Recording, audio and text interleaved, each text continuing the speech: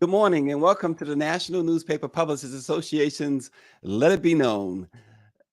Some booming suburbs, I should say, many of them in the Sun Belt are becoming as racially diverse as major coastal cities and often with less racial conflict. Could that be the primary reason behind the growing animosity in this country, the browning of America? We will discuss that this morning. Also, Senator Kyrsten Sinema's decision to leave the Democratic Party was driven by, quote, political aspirations for the future in Arizona. Senator Bernie Sanders said this weekend. We'll talk more about that. Comedian Mark Curry had an experience in Colorado over the weekend that reminded him and all of Black America how deep racism still runs. And if that wasn't enough, Marjorie Taylor Greene is at it again. But this time she said if she and Steve Bannon were leading the January 6th insurrection, they would have been armed, they would have succeeded, and Trump would still be president. We'll have more on that as well. But first, WNBA star Brittney Griner didn't want any alone time as soon as she boarded a U.S. government plane that would bring her home. We discussed Brittney's return with Dawn Montgomery and Barrington Salmon. Good morning, guys. Good morning. Good morning. Hey. Hey, so Dawn, let's start with you.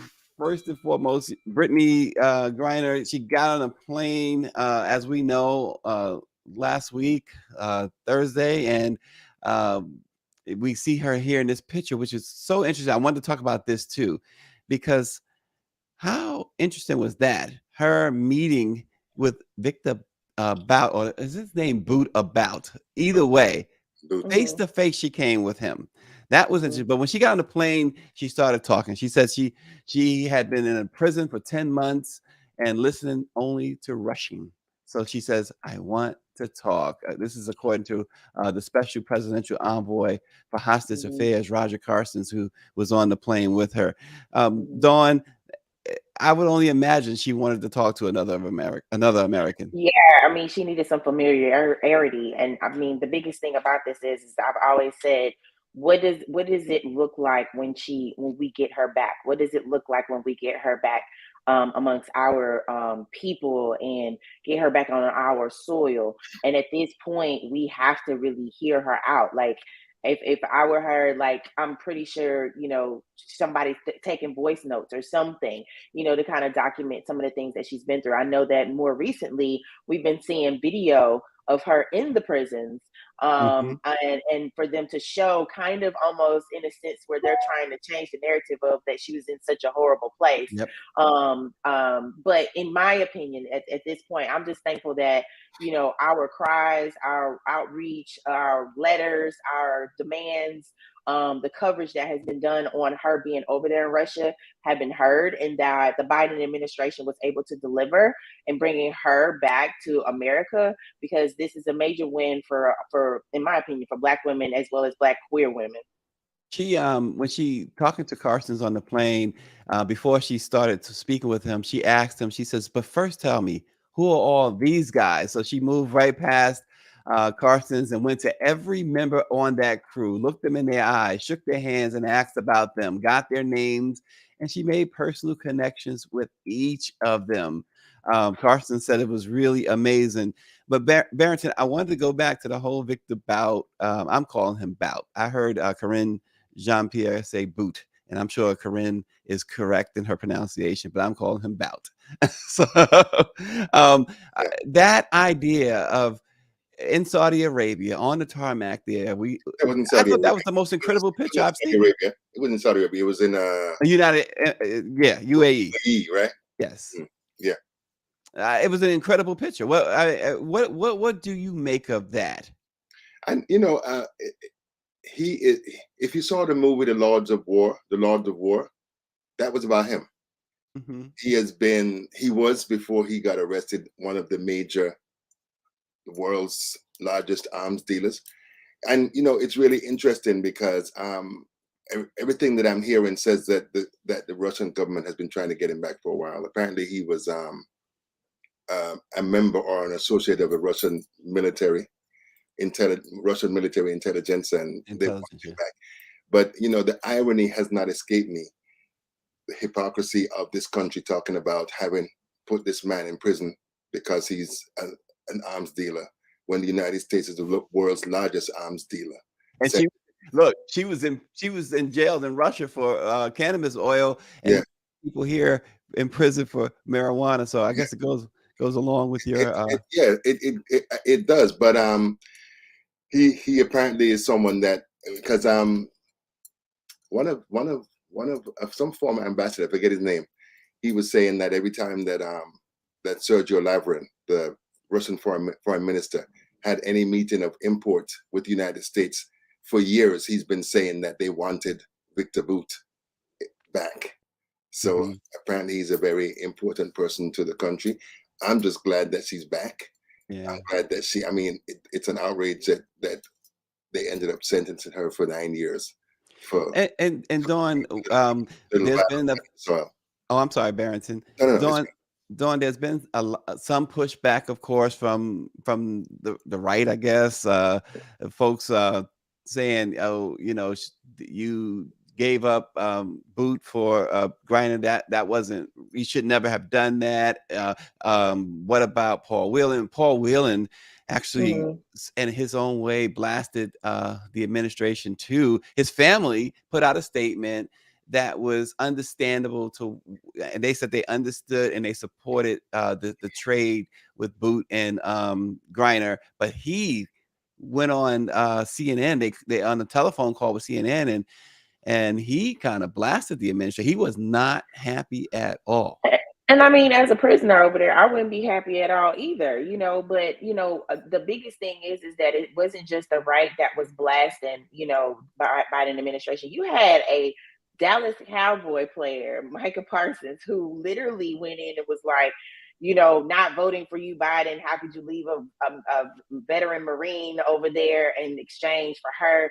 And the thing about it is he had to double back on what he was talking about, because no one really understood that it was either one or none in that deal. And at the end of the day, if the family could understand why, Paul Whelan wasn't coming over right now, then everybody else just needed to just be quiet. And, you just had more Black men in our community kind of speaking up, because they didn't understand the trade in itself. And then beyond that, let's just be honest, God forbid we do something to uplift or help a Black queer woman, oh my goodness, how dare you?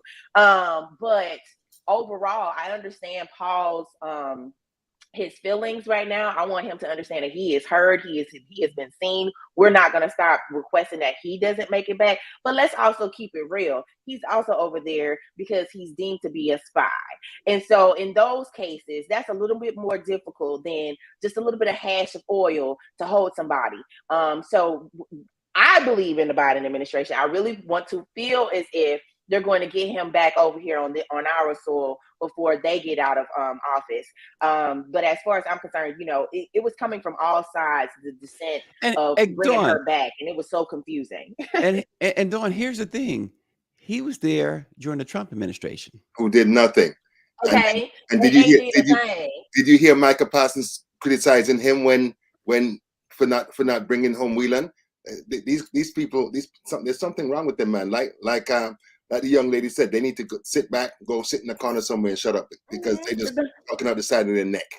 Period. Because I mean, the biggest thing about that is like, if you're gonna hold one president accountable, I need you to be mindful of the fact that we're gonna call you guys out, because you all didn't say anything about this man during Trump's administration.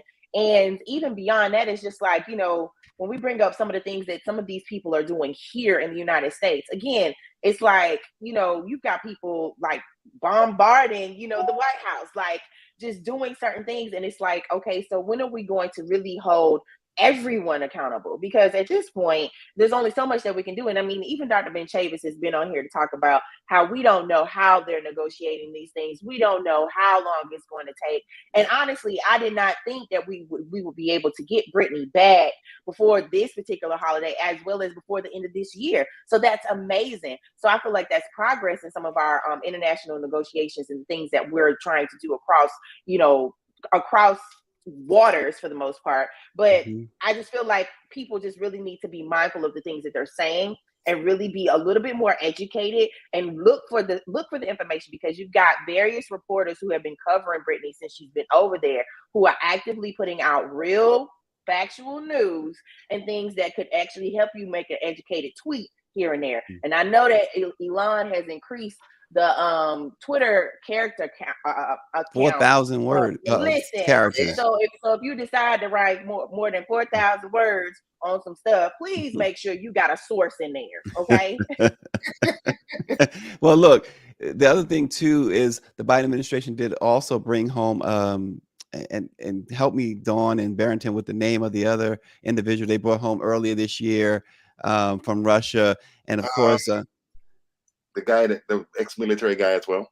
yes, and remember, Russia locks up people for if they don't agree with their religious belief. There's a lot of Jehovah's Witnesses locked up in Russia just because they are Jehovah's Witnesses. Russia locks people up simply for their own gain. Like, we knew Brittney was a pawn, right?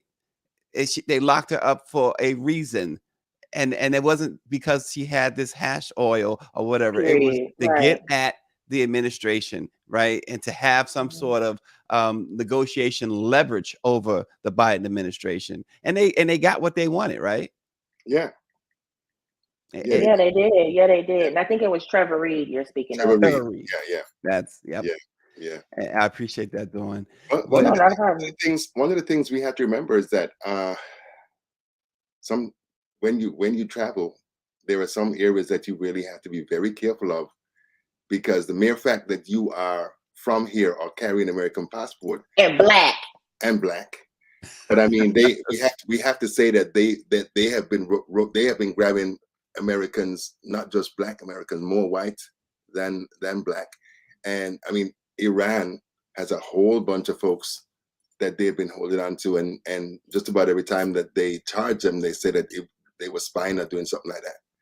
And so I think, and I think when we had an earlier conversation on this, Stacey, we were talking about the fact that if the NBA paid the women the way they paid the men, Brittney wouldn't have had to be going to Russia to make extra money, because the women make a fraction of what. And as I said on that, Barrington, as I said on that last week, I don't fault the WNBA as much as I fault sponsors. Because it's the sponsors, it's the TV deals that allows the NBA to pay their players $40 million a year, $30 million. What the WNBA draws like the NBA, as far as if you ever go to a WNBA game, that arena is always full, right? The enthusiasm is just the same as is in the NBA. It's America and the corporate sponsors that won't support paying these players. That's really the bottom line there. And that's where people need to direct the ire at, not necessarily the WNBA itself, from my view anyway. But the thing is that, I'm sorry. Go on. No, I was just going to say that we saw the same issue play out with the soccer players, with the football players.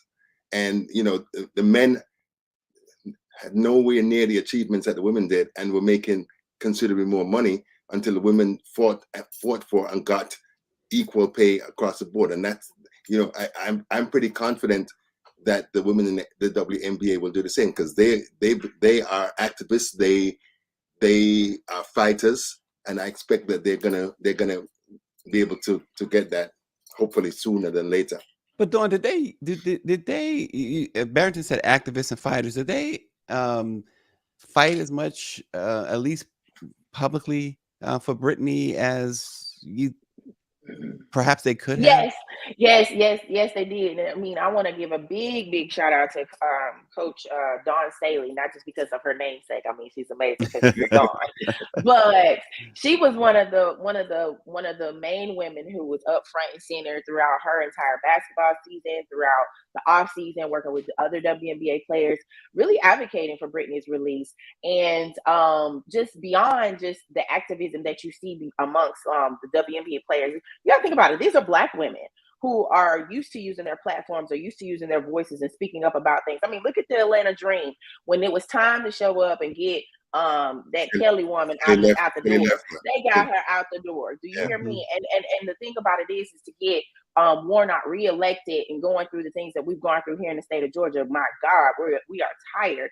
But that started with seeing women like that say, we want better for us. We want better for everybody. And so when it comes down to the activism, I mean, that can't necessarily be bought or paid for, but it would make a lot of sense if you paid these women what they're worth and actually paid attention to some of their needs so that they won't have to go overseas and play ball. Mhm.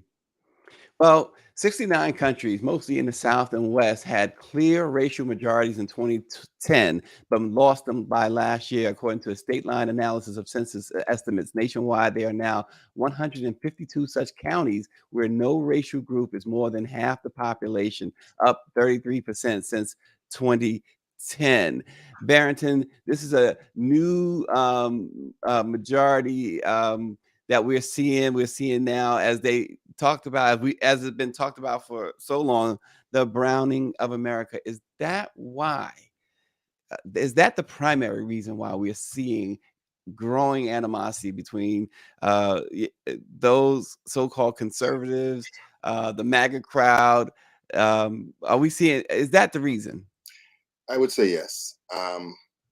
The what used to be the Republican Party has had a strident and consistent and persistent campaign of stoking fear among white people, fear about them losing control, fear about them being overrun. I mean, the whole fight, the whole issue about immigration is dealing with because they do stupid things like say that because I've heard the so-called right talking about 2 and 3 and 5 million people from Mexico and people who are migrants voting in elections, which is Mhm. absolute garbage, right? But yes, the browning of America is the reason why we're seeing this, and that's why we've seen these folks do what they've done in terms of redistricting, in terms of extreme gerrymandering to hold power.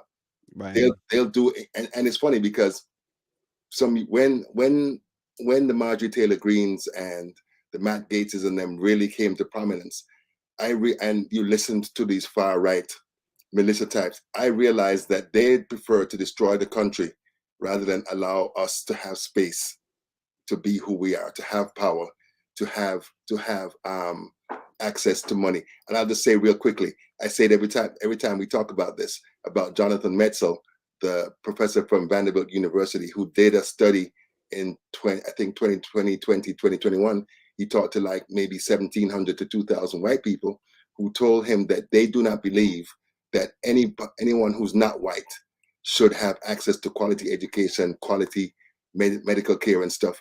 And I am convinced that they're in a spot where they feel like if they alone can't have it, they'll destroy this country. Mm. Well, Dawn, there in Georgia, we know the big win by Senator Warnock. It really, Democrats celebrate this 51-49 majority in the Senate, but that proved to And be then that short-lived. heifer came along and changed her party status. Yes, we are mad. But my key takeaway from that, and to kind of back up what Barrington was saying, these people, they will literally, they don't care. They want to burn this joker down before they allow us to have some type of space or some type of progress in this country. And it goes to show that this white woman goes and changes her party status, her affiliation. White women voters have been the bane of our existence here lately for the last couple of election cycles, just because we are seeing the exit polls. We know it's where they are voting. We know what they are doing. Like, to even see the white women that came out to support Herschel Walker was just like, okay, come on now.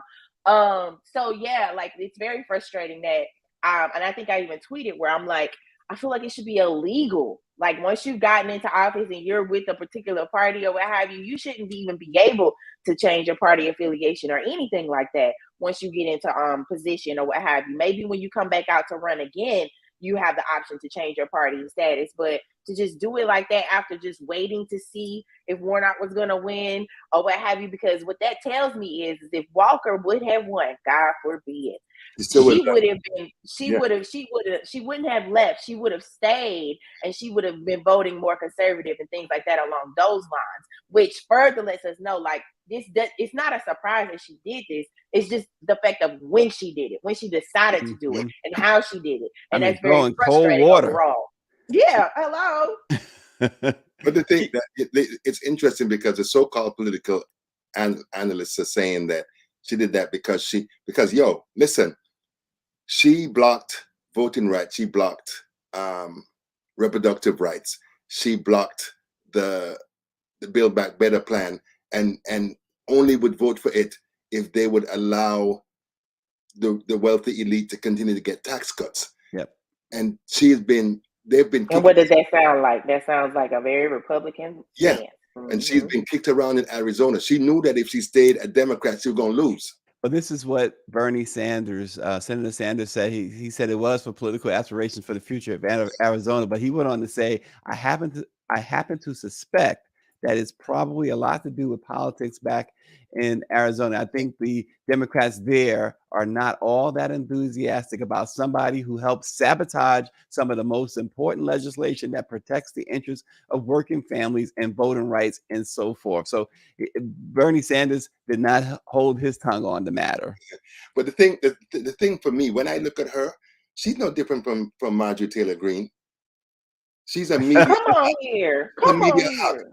All she wants to do is be on TV. I mean, I see her, and it's like, it's one thing if you honest, like, I don't see Joe, as much as I despise Joe Manchin, I don't see him doing things like her, like going in front of the House and giving them thumbs down and doing and saying things to stick a finger in their eye. But for her, it's like it's a game, and that's Yeah. what irritates the hell out of me. And Well, I hope because they were saying that her approval rating is like 18% in the Democratic Party. So she knew that she was going to get kicked around, so she had to run. But wow. I hope that even as an independent, that they run her out of town. I hope they do. Well, That part. She's not representing the interests of the Arizona residents. in a moment, we're going to talk about a situation with Mark Curry down in Colorado. But before we do that, you were mentioning Marjorie Taylor Greene. Well, over the weekend, Marjorie Taylor Greene spoke at this, of course, this MAGA. I can only call it a MAGA event. I'm not gonna She said the January 6th, 2021 insurrection, the riot at the Capitol, would have been if she and Steve Bannon were leading that, they would have been armed. She says if she and former Trump advisor Bannon had planned it, it would have been successful. Trump would still be president. She says, I will tell you something. She says we would have won. Not to mention it would have been armed. Those are her words. But what's even worse there is that she went on to talk about, her and the other one, Lauren Boebert, they go on these rants that you have to listen to try and piece together what they're talking about. She mixed in the fact that she's upset that Target sells, as she says, sex toys. She says they Wait, they do? Yes, I didn't even know that. Maybe she went As look. much as I be in Target, I don't Yeah. never follow up on that aisle. But she goes on. She says a bunch of conservative Second Amendment supporters went into the Capitol without guns, which is we know is not true. Folks have been convicted already. They went to push that false narrative of the 2020 election. But what went on there was that members of that group that she was speaking with, Gavin Wax, the president of the New York Young Republicans Club, joined Marjorie Taylor Greene on that platform and said, we want war against the left. And this is a quote, we want to cross the Rubicon. We want total war. We must be prepared to do battle in every arena, in the media, in the courtroom, at the ballot box, and in the streets. I'm sick of these people. Like I'm really like, it's the fact that I understand free speech. I get it. I truly, truly do. But the fact that you are sitting in a position to represent people, and you are publicly stating that if you had done X, Y, and Z, then sis, I need her in jail. Like right now, I need her. In Like jail. she's got to go, because the thing about it is what we're seeing, like how that there were power outages in parts of North Carolina and other parts of America, and that's like domestic terrorism. Like literally, these things are planned. There was a former military officer or a former police officer. I can't remember what her status used to be, but was on Facebook. A white woman was on Facebook saying that she knew why those power outages were happening. She knew who had done it, and the police, the FBI, showed up at her door. So the thing about it is like everybody wants to scream free speech and blah blah blah, but I'm sick of people like Marjorie Taylor Greene saying some of the things that they're saying, and they are low key, not even low key, they're high key inciting a war now. They're getting the blood pressures of these people who they just feel as if they can't control these things. And that's another reason why we're telling people get out to vote, because the thing is if we get out to vote, we can get some of these people up out of these positions, and we can start really dealing with some of the issues that we need to deal with at hand. I don't want to know what you would have done on January the 6th, because quiet as it's kept, I'm looking up. January 6th is right around the corner, so don't make me sit up here and think that y'all wouldn't try and do that again. You know what I'm saying? So as far as I'm concerned, it's like I've seen how Marjorie treats, Black women reporters, like what she did to Tia Mitchell from AJC, just asking her a general question, and how she literally tried to darn near attack the woman on Capitol steps. Like, no, ma'am, I need her gone. I need her to figure out what's going on with her marriage and her divorce, and I need her to get somewhere and sit down. What do you say to that, Barrett?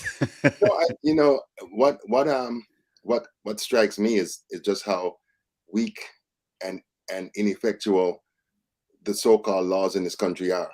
You have 146 elected representatives in the Congress that were involved in some way or measure in the insurrection, and these SOBs are still in office. All of them all of them, Hawley, Cruz, all of them need to be in prison, out of office in prison. But it's what's really interesting to me is that we've known about the presence and the rising threat of these white domestic terrorists since at least 2007. The FBI has been talking about the danger that they pose. The FBI was behind the destruction of the Black Panthers, the destruction of the young Chicanos, when in the 60s and 70s. They have destroyed every non-white group that sought an independence and liberation, and they haven't done a goddamn thing about the Ku Klux Klan and these far-right domestic terrorists. And to me, it's them taking care of their own. Because they're sitting down talking about, I heard something a couple of days ago where they were saying that they don't know what to do. I'm like, you don't know what to do? And as you see, Donald Trump Jr. was at that Marjorie Taylor Greene situation there. Yeah. I want to point out something that Paris Brown put in the comments. Her last sentence there, like, I love the fact that she's that it's mentioning censorship as a matter of national security, because back in the day, you didn't have House reps or senators coming out talking about some of the things that most of these people are talking about these days. And then the biggest thing that's there is, she said she doesn't realize the power she is holding, or maybe she does. Oh, baby, she knows. These white women know. And that's why they're doing the things that they're doing. They're being fed. And on top of that, a lot of times we say that they're being fed a script, or that they're playing towards a role. And I feel like I really just want to just be 100 and just say, no, this is them. Like, this is something that they have been around for as long as they existed, and their proximity to power with the average white male. I feel like they're going to continue to say and do things to where it uplifts them, or it makes them feel as if, oh, she's down for the cause. You know what? I'm sick of their causes. I'm sick of the things that they feel like they can just come out here and just say. And it's just time that we just try to figure out another way of dealing with these people, because clearly us doing things the way that we've been doing them isn't necessarily progressively getting us anywhere. Well, it's like we've said a lot on this program. We've had people say this a lot on this program, that Democrats have to start playing chess and not checkers, really. The long game, because listen, these people have that party has planned to do certain things, and then look at what they single-handedly did with the Supreme Court bench. Like, Yeah, look at what they did there. Like that and took that's the some long time. game. That was the long game. So it's like, who is strategizing and sitting down with the Democratic Party saying, hey, no, we need to look at these things because 10 years from now, this could play out. 5 years from now, this could play out. 20 years from now, this could play out. We really need to have those real conversations and be more progressive as a party and really listen to some of these young people, because you got to think about it. The young people are stepping up and they're voting a certain way because they're sick of what they're seeing, in the House as well as in the Senate, or just in our Congress as a whole. So it's just time to just make sure that we're listening to everybody and that we're inclusive about what it looks like to get out that vote. Don, But if you're waiting on the Democratic Party to do anything, you might as well pack your clothes and go somewhere else. Whatever changes. That would be different if I didn't live in DeKalb County, Georgia, where we have actively, single-handedly flipped the state. We've done certain things. So I have literally seen how much effort it really takes to organize. And I've seen Black women be at the forefront. But I'm gonna tell y'all something. Black women, we are tired. So we need somebody else to come help us and do the things that we need done, and be mindful that because of the browning of America and browning of the world as a whole, we need to be reaching out to our Asian, Native American, and Latinx group of cousins and say, listen, y'all need to get on this train because y'all think voting Republican is going to help y'all out, and it's just not. But I think one of the things that that heartens me is that the young people, the Gen X's, the Gen Zers, they are to me, they're the biggest threat to these white domestic terrorists, because they don't care about color. They understand the folks that don't look like them. They live with them, they roll with them, they know them. And that is a part of the reason why they have become a bulwark against this effort by white people to continue to control this country. And as Dawn said, we need to. From what I've seen when I'm talking to people and interviewing, there is already evidence of these coalitions between these different groups, and so we just got to really build it. And I don't think that we need to wait for the Democratic Party, because they are in cahoots with the Republicans. Well, David Youngblood Now says that I ain't gonna argue with you, because they have their own agendas. Yeah, so, and it's not going to benefit us. It's going to make sure that they and their because listen, at the end of the day, if Stacey is a far right Democrat, a far left Democrat, and I'm a far right Republican, we still going to dinner together. We still hanging out together. We still doing stuff together. So this public display of them acting as if they hate each other, I think a lot of it is a ruse, and that they understand, because the same donors, the same rich donors that Republicans go to, Democrats go to as well. So I think the biggest. Let me add a point to that. I hate to jump in. I think the biggest thing about that is when you see that they are dealing with each other and that they are cool with each other. I think it's very important for the Democratic Party to understand how to talk across party lines and actually explain that to a voter.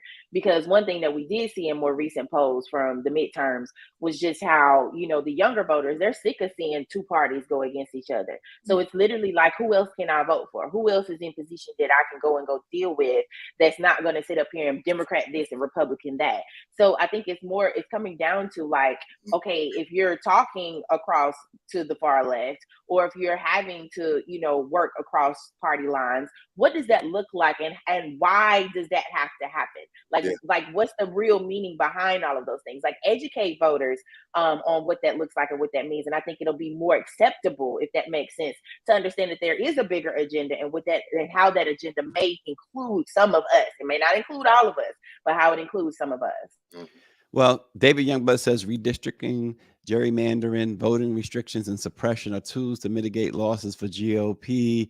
Paris Brown says Democrats are too reactive and responsive to Republicans' strategies. So all that, and here's where we are today, right? Listen, over the weekend, before we close this morning, I felt like we should take a look at this. On Friday, comedian and actor Mark Curry checked into downtown's The Mining Exchange, a Wyndham Grand Hotel and Spa. He was accompanied by 3E Comedy Club CEO Eric Phillips. Curry, of course, best known for his work as hanging with Mr. Cooper, walked to the front desk to ask about the Broadmoor and Pikes Peak Cog Railway. And the girl wasn't there. She said she wasn't secure answering the question. And another woman took that to mean she wasn't secure with the black man standing at the counter. Then he's sitting in the lobby, and we see in this film here, he's approached by someone who is a mechanic slash security guard, asking him what is he doing there, asking him questions like where's, does he have a room there? And they followed him to the bathroom. It was outrageous. It ended up eventually, because Mark Carey does, he did live stream this, and he does possess celebrity. Wyndham says that he's welcome to any of their properties going forward free of charge. Whatever. It's being black in America. I'm so sick. Like, it's we can't do anything, and it's just, in my opinion, these people, and we've said this on the show previously before about other topics, people are so like bold these days, like from the far left, MAGA, all them, like they do not care. They don't care where you are. They're going to try you. And I see some of the videos of people having to deal, like even more recently, where a comedian was on stage and, he deemed this white lady a Karen who was acting a fool. And literally during his comedy skit, like, you're being a Karen in the midst of this thing. And it's just like, they don't care where they are. They're going to take up space in a negative way. And at this point, I just, good luck to a Karen that crosses me, because I'm telling you now, it's just not going to be pretty. You know what I'm saying? And this video might be used against me, but what I'm saying is, just don't try me in public. Like, it's like, stop acting as if we don't have the right to just stand somewhere. We don't have the right to just question you on certain things. We don't have a right to just be in certain spaces and things of that nature. Like, it's becoming really, really ridiculous, and I'm getting very, very sick of it. And especially to see someone like Mark Curry go through that after all he has been through. Like, come on, like, leave that man alone. He's simply sitting in the lobby of the hotel. He told the lady in the video, watch that video when you get a chance if you're interested. He told the lady, "You just checked me in." And he refused to answer the question about his name or his room, what room number. He said, "I'll give you that information." He was talking to the so-called security guard there. "I'll give you that information if you ask every one of these people." He pointed to all those people sitting out in the lobby where he was sitting. And he was 100% correct. And he was told by the guy that was with him, he said, "They're going to come to your room." And sure enough, he said the cops are going to come to your room. And sure enough, they did. But that's the other problem, right, Barrington? Anytime police are interacting with a black man, whether he's celebrity or not, in Mark's case, is always the potential of that you end death. up dead. Yeah. Listen, they've been emboldened by that prick that used to be the president, the one that used to be in the White House. All of a sudden, all of them think that they can be big and bold and bad and stuff. And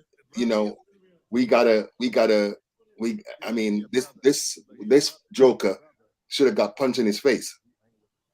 Really. And it really bothers me that they're basically weaponizing race.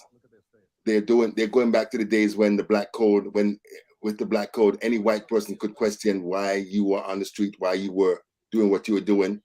And we got to fight this junk, man. Look at that. All these it's the long game. All these white boys coming around like they're gonna do something to him.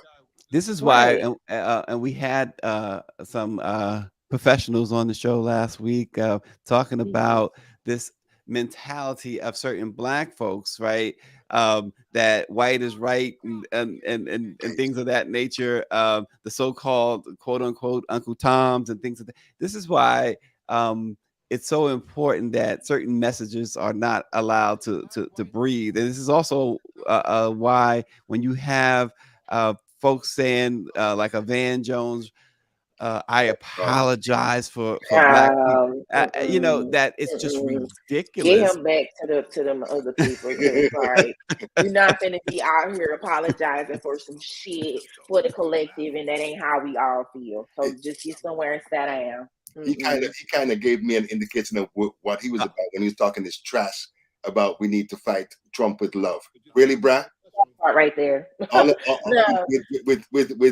With all of these armed terrorists, you're talking about you're gonna fight them with love. Right. That ain't gonna work in 2022. It ain't gonna work in 2023. So get ready. They need to understand that a lot of black folks are getting harmed, and there's more of them than there are of us. But they need to understand that when they roll up on some people, they gonna get some stuff to carry with them. Okay. Well, and so the idea of a Van Jones wanting to stand, the idea of a Stephen A. Smith wanting to stand up for Jerry Jones before Jerry Jones stood up for himself, that isn't that what drives you kind of crazy when you because this stuff with Mark Carey has been going on forever. Yeah. And Jerry Jones and others are not standing up for Mark Carey's and Dawn Montgomery's and Barrington Salmons of the world. Right. And they wouldn't. And honestly, for the people that feel as if, because Jerry Jones was 14 or whatever, he could have just been there. Okay, that's fine, but he showed up. And we all know that we are told showing up is half the battle. And so for him to even be amongst the people and to know what was happening, like, sir, why are you standing there? And yes, he was in the back. Yes, you can talk about his position and where he was. But the thing about it is that's all it takes. Is just to be in the crowd. We see that with the January 6th insurrection and all of that. And to know that you wanted to be in the spot to do something or to see something happen lets me know everything I need to know about you as a person. We've had young black boys die, young black women die, just because they looked or they appeared to be grown or adults and be treated a certain way here in America. But you want me to give sympathy or empathy to a Jerry Jones? Child, if y'all don't get out my face.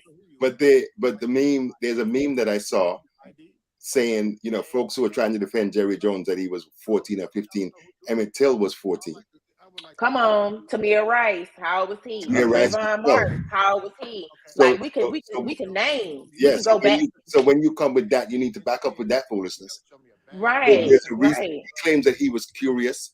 I'm not going to pretend that I know why he was there, but as Dawn said, his presence in the crowd tells you a whole lot of where, who he was, what he was thinking, and that type of thing. And it's real interesting because has he come out and responded at all? Absolutely not, and he ain't going. And that was the problem that many black folks had with Stephen A. Smith. He hadn't even defended himself. Who are you to Steve, jump up? Steve got to carry water for Massa. It's him and Van Jones and Jason Whitlock and Candace Owen, all of them, they carrying water for these people. Well, and look, a wise man, you said Jerry Jones may have just been there, all right, and like Dawn says, half the battle, right? A wise man once said, if you don't want to be framed, stay out the picture. Come on. So there you have it. Barrington Salmon, Dawn, we're gonna send you some extra security, for those stalkers. Dawn got stalkers on the internet. They got a whole fake beauty parody account for me on Twitter. It's getting ridiculous out here. Goodness grief. We always appreciate y'all joining. Let it be known.